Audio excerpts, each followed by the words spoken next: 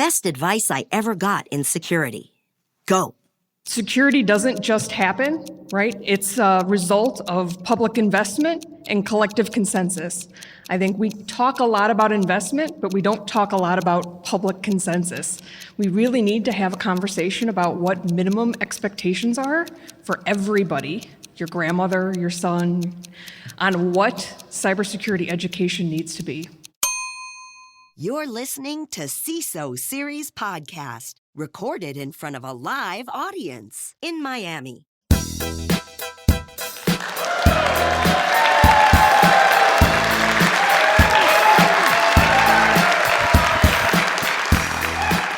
Welcome, everybody, to the CISO Series Podcast. My name is David Spark. I am the producer of the CISO Series, and sitting to my immediate left, he is the CISO over at Providence. A big warm round of applause for my guest co-host, Adam Zoller. Let's hear it for him.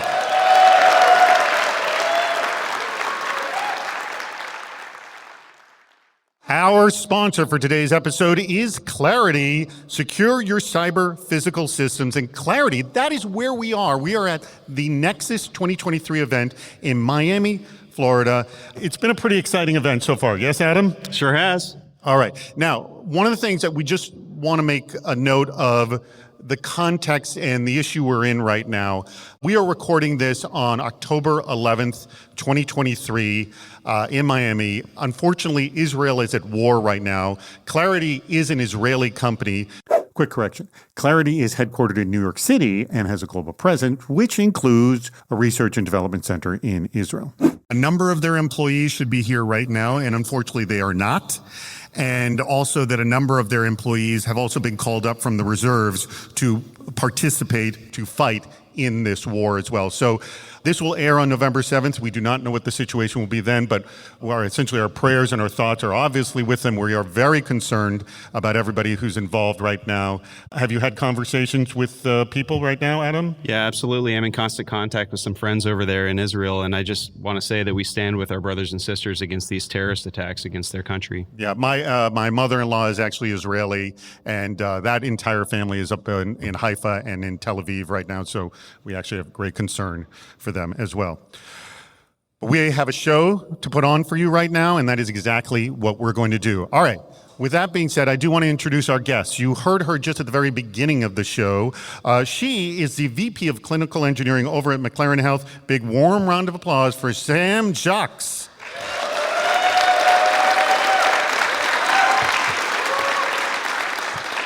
Thanks so much. What's the best way to handle this? So why does securing medical devices seem like an intractable problem? It seems like we hear about ransomware attacks against healthcare organizations on an almost daily basis. That's because healthcare has a lot of open holes. Now, 14% of all medical devices have unsupported OS.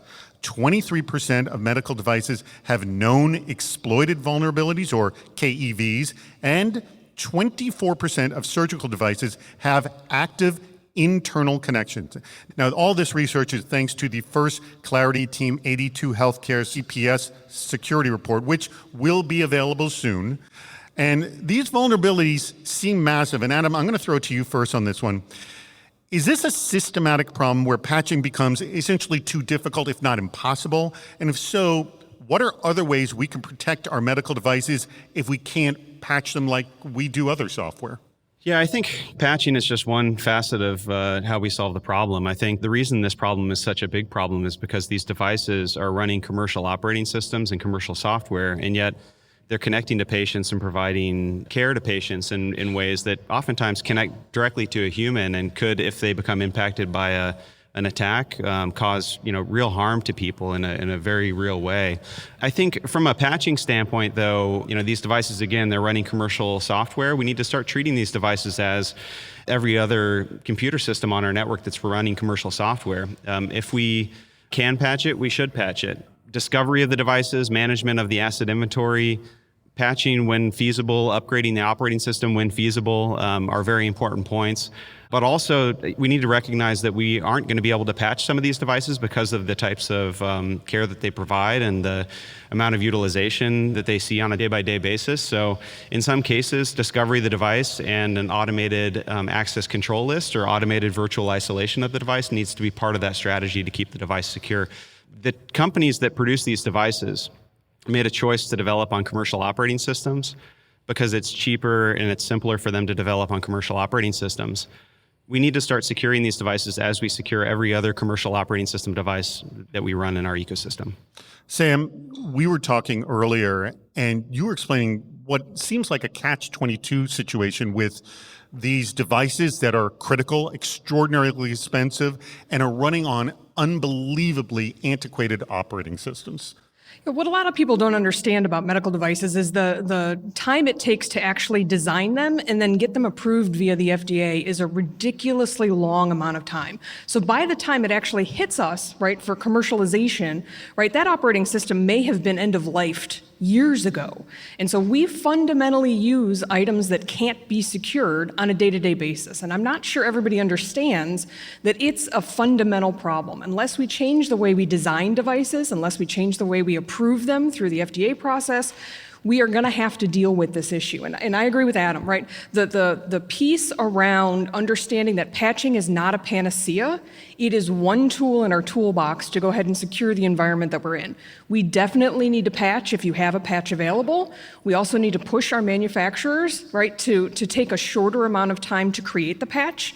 Those of you that are tuning in from non-healthcare entities, right, a patch in healthcare generally takes 9 months to a year from vulnerability to us actually getting it in our hands.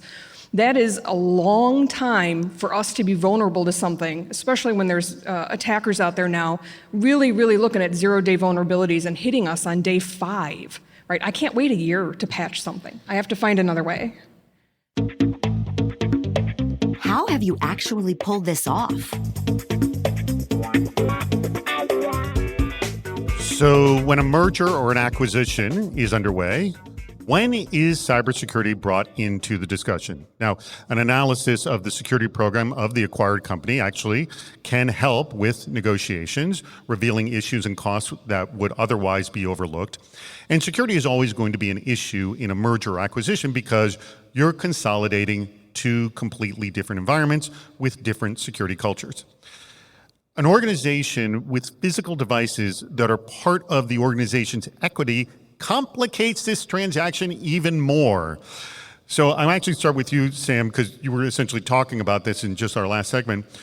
So what is the biggest cybersecurity challenge in a merger and acquisition? And again, let's just keep this focused on when you're dealing with two companies that have physical devices that have enormous value, that are actually part of the critical value of the acquisition.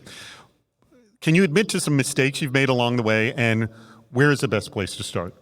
Yeah, so I'm going to tell you, if your due diligence process does not include cyber, you might as well add $5 or $6 million to your purchase price, right? Because you are going to end up acquiring something that has some kind of vulnerability you're going to have to end up remediating. So fundamentally, if your due diligence process does not do a physical scan, right, you don't get an appliance on their network, you don't get actual data out of it, you might as well be buying a black box. And so, right, from a best practice perspective, I will tell you 99% of due diligence, right, has nothing to do with cyber. They won't call you until they've bought it, right, and now they want to integrate it to the network. That absolutely has to change from a culture perspective. Cyber needs to be up front, it needs to be part of due diligence, or, right, you need to just start adding zeros to the cost. Yeah, David and Sam, I think you hit the points. I mean, this is a cultural problem, a people problem that we're trying to solve. It's a technical problem that we're trying to solve. I think involving cybersecurity up front is absolutely critical. And use the cybersecurity team and the telemetry that you can gain through cybersecurity assessments as a tool in your mergers and acquisitions toolbox, because you can actually negotiate for more favorable terms by bringing up the security issues, the vulnerabilities, the types of attacks that maybe... Can you give me some examples of what exactly negotiate? I just said money, but I guess it's just money, or what else can you negotiate? Yeah, certainly. If you send a team in to meet with the IT team of the organization that you're acquiring, for example, and you see that they have a tremendous amount of technical debt in their network infrastructure. Network infrastructure is an incredibly, I'm preaching to the choir here in this live audience, very expensive set of equipment, sometimes tens of millions or hundreds of millions of dollars to upgrade this equipment, depending on the size of the organization you're looking at acquiring. If you know that you're going to have to spend $25 million post-acquisition to upgrade the network infrastructure and get it to a workable state for the organization that you're buying, negotiate that as part of the term of the deal that you're doing so that you get $25 million discount on the deal and that you can pay for that network infrastructure upgrade post-acquisition. And both of you have dealt with mergers and acquisitions before? Yes. All right, let's go to, I want to know, what mistake have you made?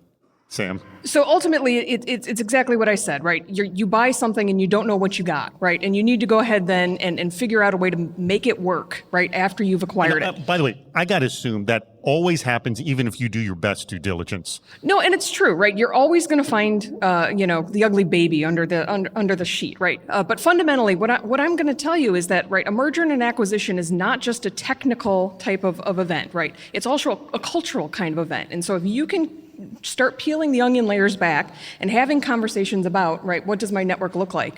On my side, it's what does the equipment look like, right? Do I have 25-year-old CTs? Do I have, right, all of this other multi-million-dollar infrastructure, right, that we're going to have to dump money into after we've purchased, right, whatever this asset is? You really need to start having some conversations about what is the value of that acquisition. Am I really getting nothing but the patience, right? Because I got to dump millions of dollars into the actual location to get it to where it needs to be. Yeah, I think I've seen mistakes that have happened at all levels of mergers and acquisitions. If we're talking personal mistakes. Cough it up. What is it? Yeah, no, I mean, look, I'll say the best mergers and acquisitions are the mergers or acquisitions that take cybersecurity into account and get the ecosystems into a workable state where you're not inheriting a tremendous amount of cyber risk into your organization post-acquisition. I've seen too many acquisitions that have taken place where the networks are plugged into each other, if you will, figuratively, and the cleanup process hasn't been completed. And then lo and behold, you have an outbreak of malware in your environment that you have to clean up, or there's a compromise that had been going on for months post announcement of the merger or acquisition that you have to go in and root out. And God forbid that compromise impacted intellectual property for the organization that you're buying, because that fundamentally changes the calculus of what that company is worth to you. All right, Sam, just quick, close this out. You want to start, what is the best way to engage with the acquired company? Like, all right, I'm sitting down with my counterpart at the other company. What would be the great first step to start with? I mean, the first thing that you've got to ask is, right, what keeps you up at night, right? Tell me what you are super worried about, right, within your organization, because that worry is going to become my worry, right? And so if I don't understand what they're worried about, right, again, I'm accepting risk I know nothing about. Who's our sponsor this week?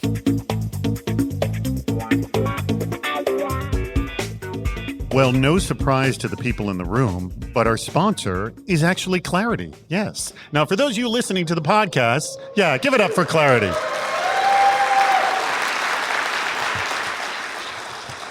I want to clue our listening audience in on Clarity because it's pretty impressive what they do.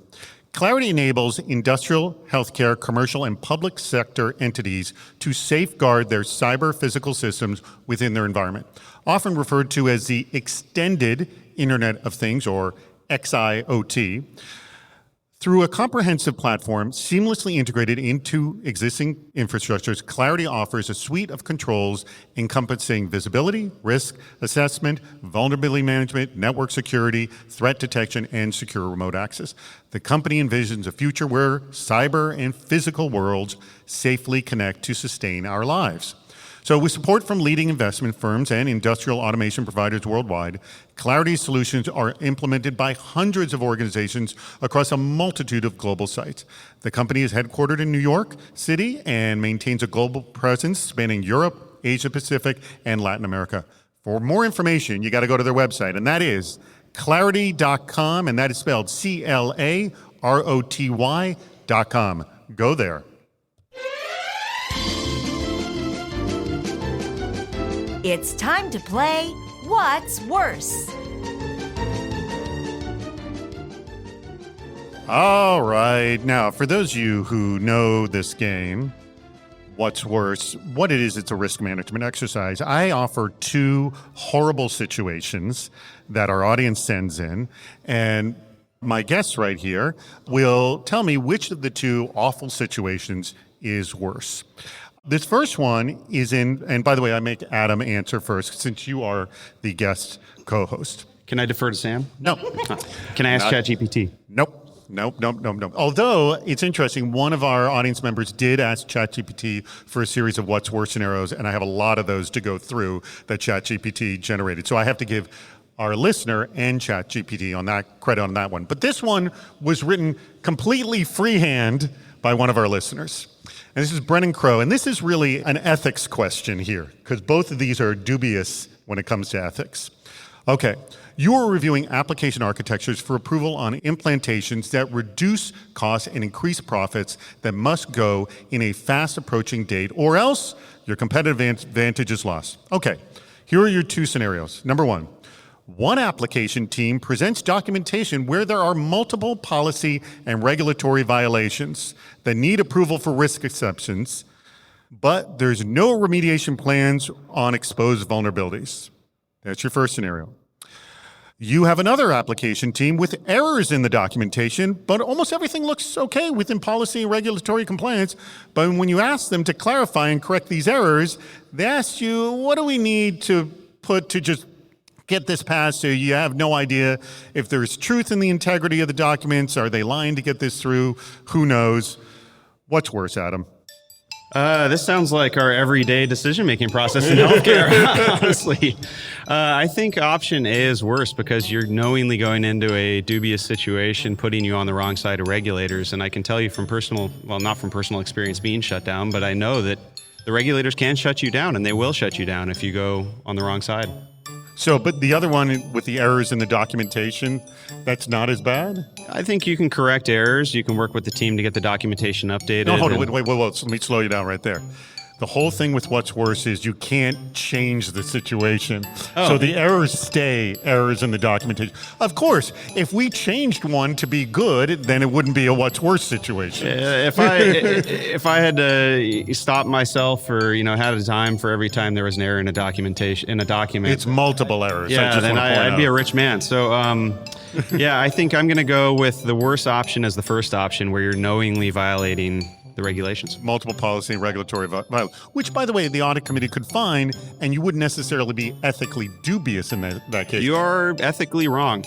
All right, well, but you're like, well, they're wrong. You found them, that kind of a thing. This other situation, you may be hiding something. That's a thing. The second one, you may be hiding something. Oh, I didn't create the documentation, did I? Well, your team did, don't they? Oh, my team created the documentation, and it has your errors. Your application team. And I can't fix those errors. No, they're just there. Is this changing your tune here? No. I still think the first one is wrong. Look, an error is an error, and I'm, from an intent standpoint, I think my team's doing the right thing. So they made an error. We can discover the error and hopefully in the future maybe fix it. But for this scenario, I say option A is worse. All right. Sam, agree or disagree here? No, I agree 100%. Fundamentally, the last thing we want to do is get shut down. And so if there's a regulatory violation, that's immediate shutdown. All right. I'm going to throw this to the audience. Audience, I want to know by applause, how many people, remember, scenario one is you have multiple policy and regulatory violations. And scenario two is those are fine, but you got a ton of errors in the documentation, and they kind of want to cover up those errors.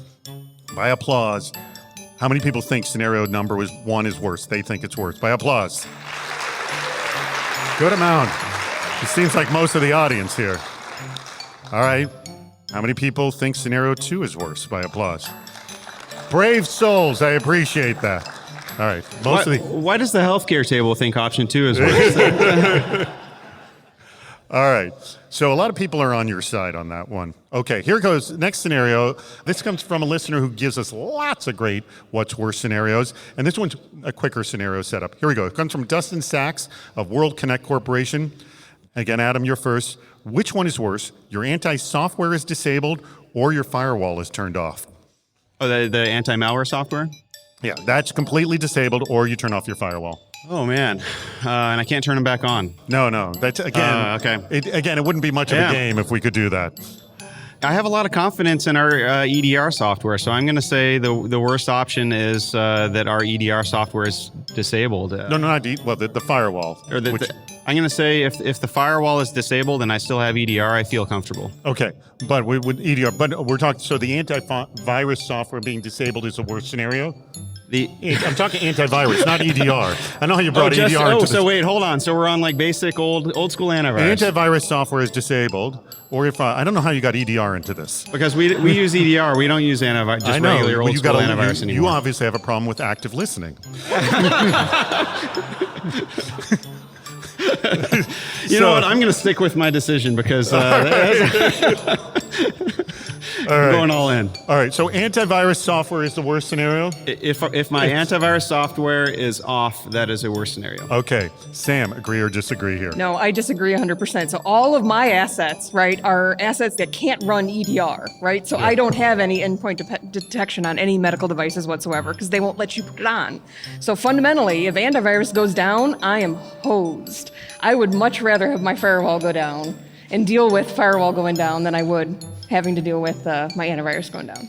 All right. We have a split decision here. Now I want to know from the audience here. So we're talking, hold on, let's clarify. Yes. So we're talking. By the way, this one was way simpler than the first one. And here's the thing. When I was looking at this, I'm like, oh, wait, this first scenario is going to be confusing. They may have a hard time with it. And the second one's simple, antivirus versus firewall. And this is the one you had a problem with. Well, are we talking business systems and biomedical devices, or are we talking all antivirus is down. All antivirus is down. It's completely down. I stick with my decision. So antivirus is worse still? I want to have antivirus because I need the ability to detect and respond on the endpoints that end users are clicking on links on. All right. So, wait. So what are you saying? The firewall being turned? Which one's? I'm still confused here. Which one's worse? Having the antivirus off is worse. And you said the same thing. Which is the opposite. Which is the opposite. I say, right, we can take my firewall down. Take my firewall down. Right, if antivirus goes down, then I'm in trouble. All right, now, this was what you answered at the beginning. All right, I've got active listening problems. All right, by applause, how many people think it's worse that your antivirus is host? By applause. I'm going to say about a third on that one. Okay, by applause, how many people think firewall going down is worse? All right. All right, Adam, the audience likes your response a lot better than Sam here. But Sam, I'm with you on that. I'm prettier, so that's why I won, I promise. Surprising research just in. All right, does generative AI shift the balance of power to threat actors? So Aaron Mulgrew at ForcePoint wanted to see if he could build a zero-day using only ChatGPT prompts, and he did.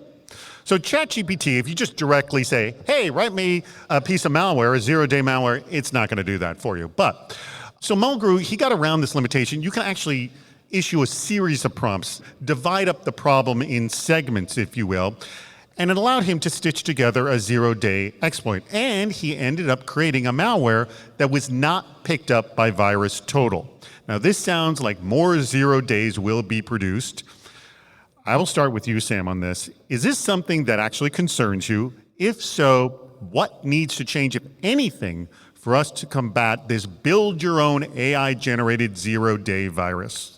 Yeah, obviously it concerns me, right? Fundamentally, the volume, right, of issues that we have incoming, right, as cybersecurity professionals just keeps going up exponentially. So obviously it's concerning.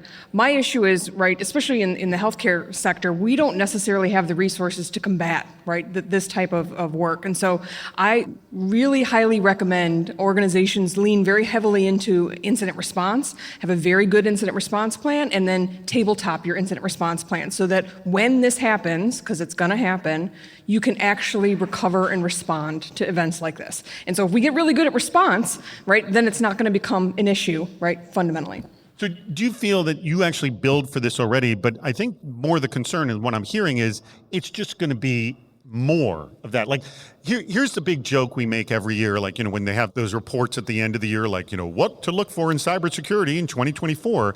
And usually the answer is, remember last year, just a lot more of that. So, I mean, is that what we're going to have? No, and that's exactly what's going to happen. And fundamentally, the resources, right, the number of people we have working doesn't change, right? We're not getting more people, we're not getting more money, right? We have to become smarter, right, in how we handle stuff. So in our world, that's risk ranking, right? That's prioritization, however you want to go ahead and deal with all of the ambiguous stuff that's on your plate. Fundamentally, all of us, regardless of what industry we're in, are going to get hacked at some point. If you can't figure out a way to respond to that in an effective manner, right, your business is toast. And so you really need to have an appropriate incident response plan, and you need to be practicing that plan so that the first time you use it is not when you're down. That's a really bad position to be in. Yeah, I think we're in the early days of generative AI, certainly. And this may be one of the first cases of an individual developing malware with generative AI tools, but it's not going to be the last. And I think it's incumbent on us to, as defenders, to use the benefits of these technologies to defend our networks, to upskill our staff, to supplement our staff with skills they may not have so they can defend the network effectively and at the scale and at the velocity that's needed to defend against the types of things that we're going to see in the future, which I think is malware being developed by generative AI. I think it's just a matter of time until we have AI-operated ransomware. So we need to be prepared. I think the industry needs to be prepared, and the software vendors, the third parties that we rely on in the healthcare industry to provide critical services to patients, those software vendors, those application vendors need to be prepared and be using these technologies to detect vulnerabilities in their products and fix them before they become issues for us downstream. But this was done by somebody who works at ForcePoint, probably an analyst or researcher.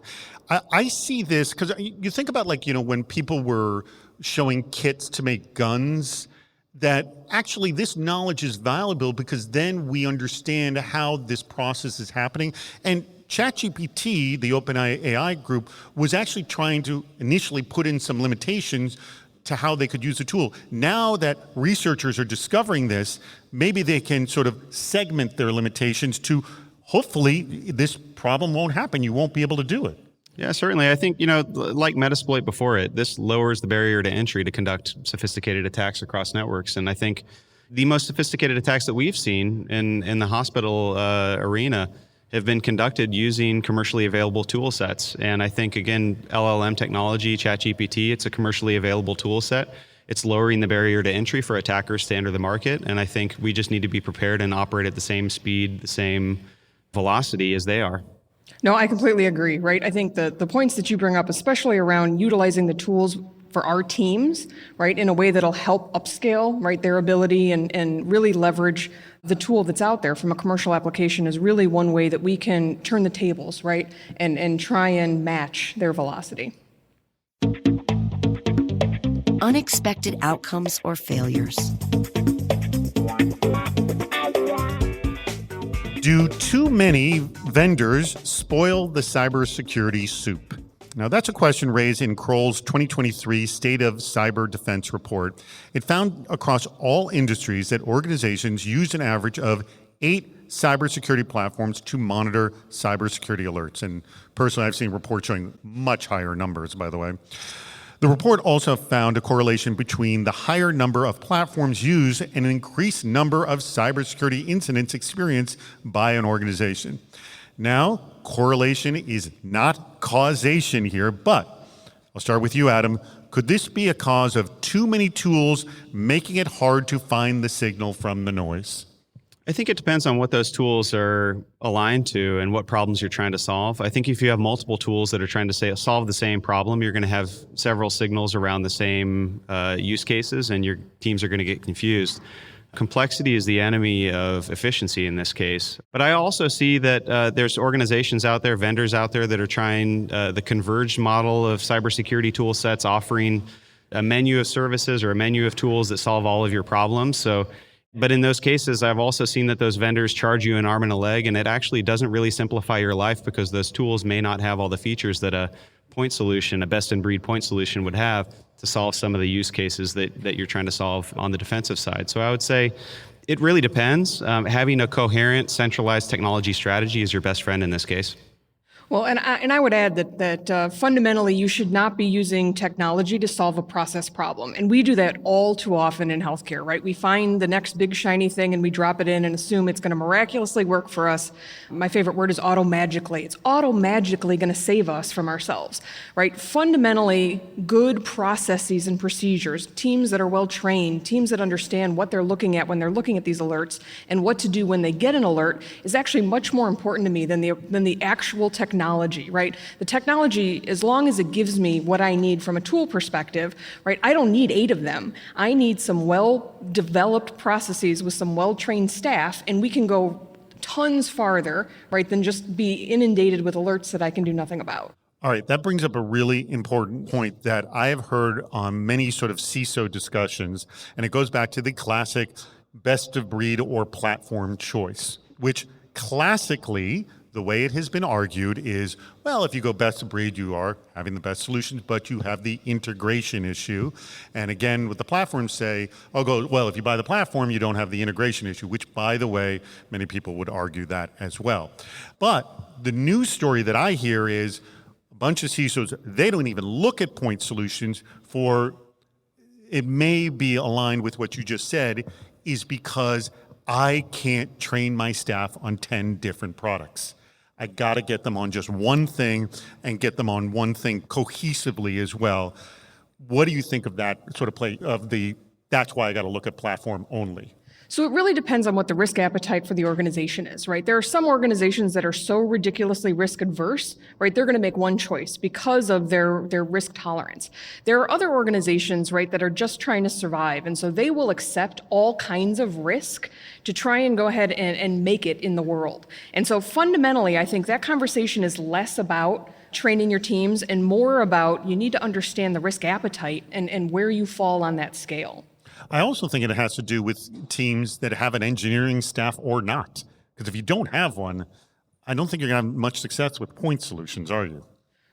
It depends, right? You can outsource a lot, right? Cybersecurity at this point has a lot of managed services, right? And I can outsource just about anything that I want to outsource. But then I have the integration problem again, right? Am I integrating vendor A with vendor B, right? And is it talking to the solution that I have on-prem and my 2 people who know how to run it?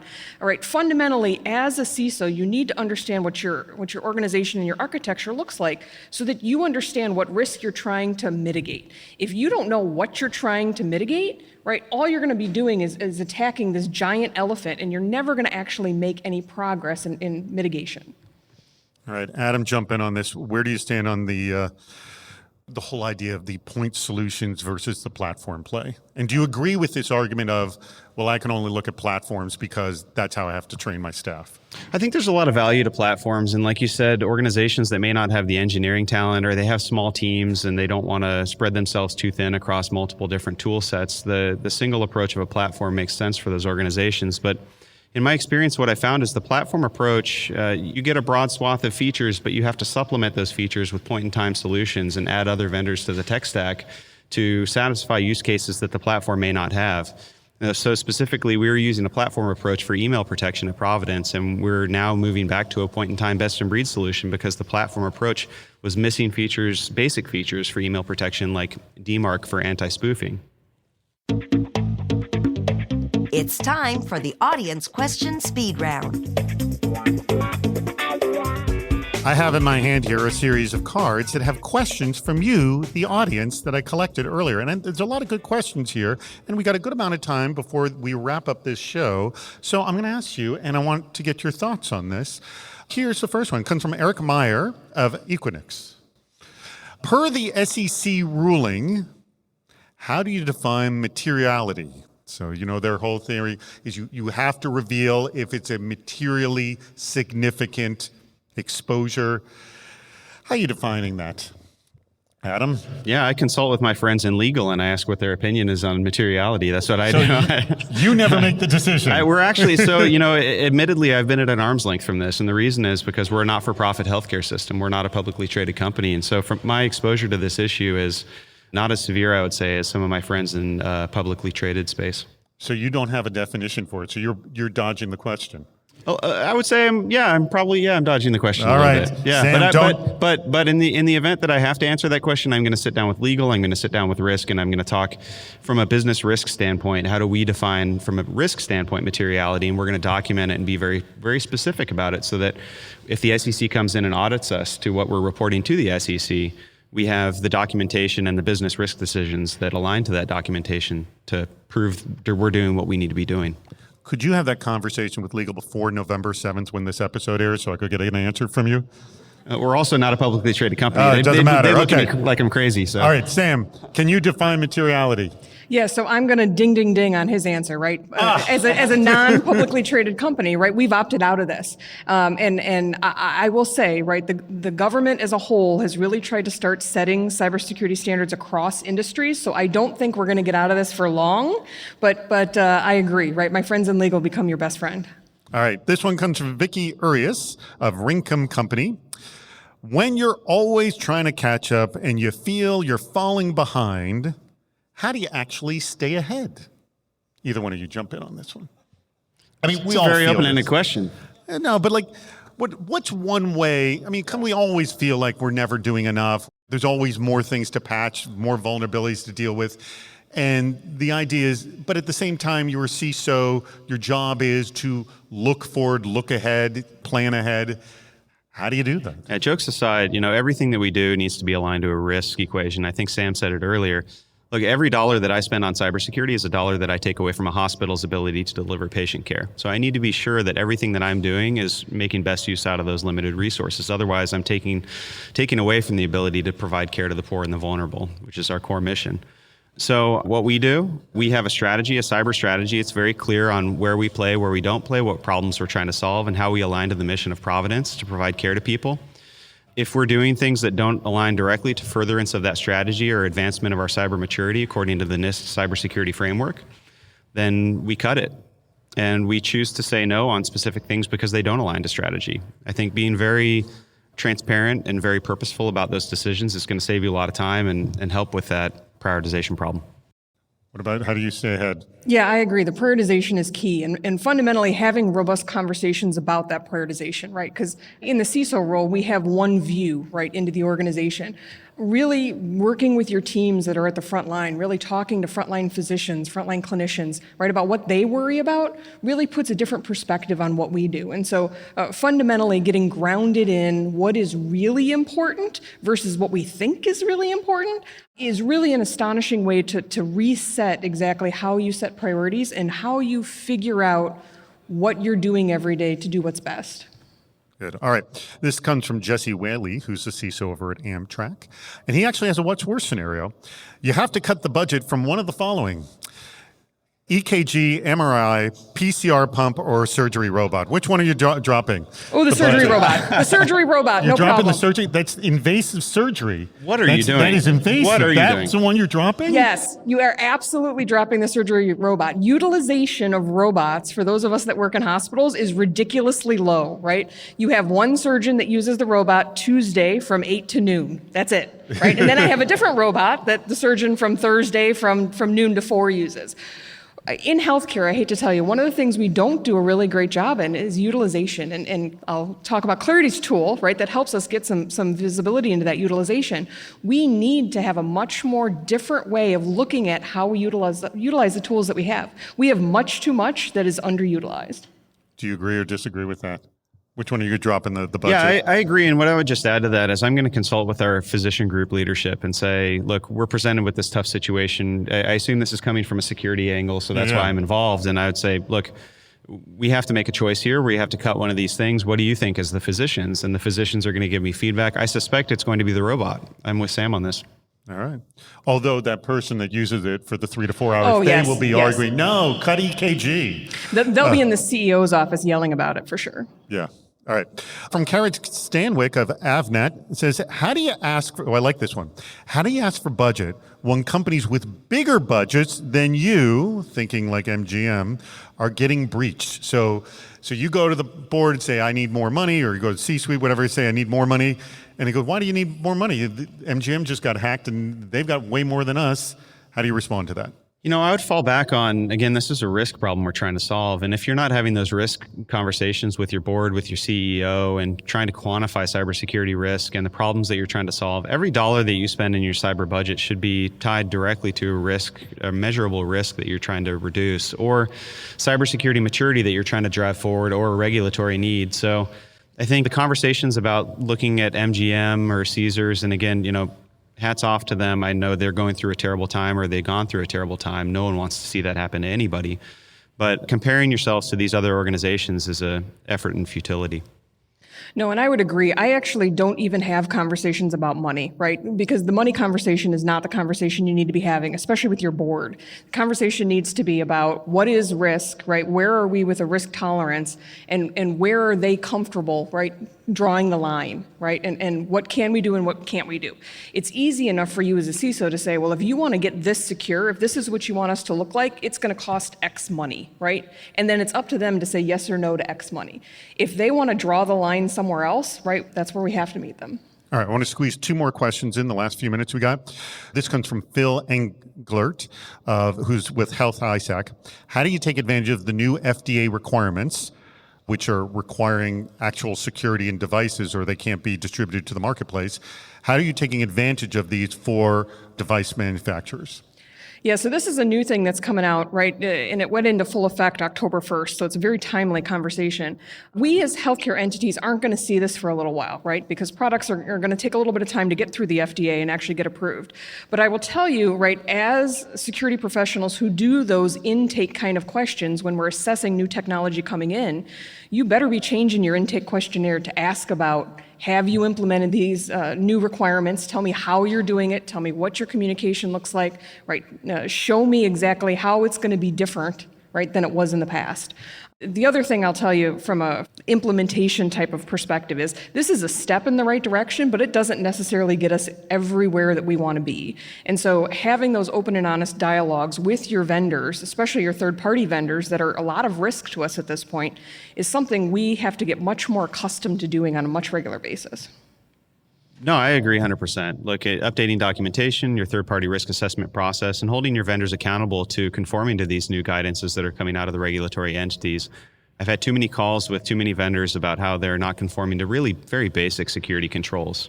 All right. Very last question. I want quick answers on this. This comes from George Epen of Petrofac. What's easier, becoming a CISO or staying a CISO? You want to take that one? Yeah, so funny enough, Adam and I were having a little conversation before this meeting, and we were talking about how easy it is to get fired as a CISO. And so in reality, though, right, if you're doing the right thing, if you're focused on risk and you're having conversations to really bring an enterprise risk management strategy to your organization, it's very hard to fire you, right? So in my mind, right, it's maybe easier to become a CISO, right, than it is to get fired from being a CISO. Look, I think if you have the right aptitude, the right attitude, you can become a CISO. Anyone can be a CISO with those two elements. I think staying a CISO is a very personal question too, and oftentimes what's getting overlooked is your personal goals and aspirations, and if this is really right for everybody. And I can tell you it's a very high-stress role. It's a very rewarding role, but it's not for everybody. Do you think I could be a CISO? Absolutely. You're absolutely wrong on that one. Not a chance. All right. Thank you, everybody. Let's hear it for my guest right here. Adam Zoller, who is a CISO, SVP and CISO over at Providence, and also Sam Jocks, who's the VP of Clinical Engineering at McLaren Health. A huge, huge thanks. And I can't thank them enough. Clarity, if you're not aware, secure your cyber physical systems. For those of you listening at home on this, or in your car, or where your workout, however you're listening to us right now, go check them out at clarity.com, CLAROTY.com. I'm going to let you both have the last word. Any last thoughts on today's conversation? Join healthcare. We need all the talent we can get. It's a very, very rewarding career path. I agree. It's a very mission-driven place to be. And so if you truly want to help people, come find us. All right. Well, thank you very much to the audience. We greatly appreciate you contributing and listening to the CISO Series podcast.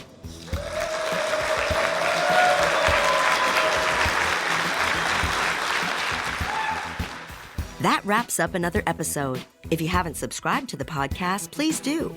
We have lots more shows on our website, CISOseries.com. Please join us on Fridays for our live shows, Super Cyber Friday, our virtual meetup, and Cybersecurity Headlines Week in Review. This show thrives on your input. Go to the Participate menu on our site for plenty of ways to get involved, including recording a question or a comment for the show. If you're interested in sponsoring the podcast, contact David Spark directly at david@cisoseries.com. Thank you for listening to the CISO Series podcast.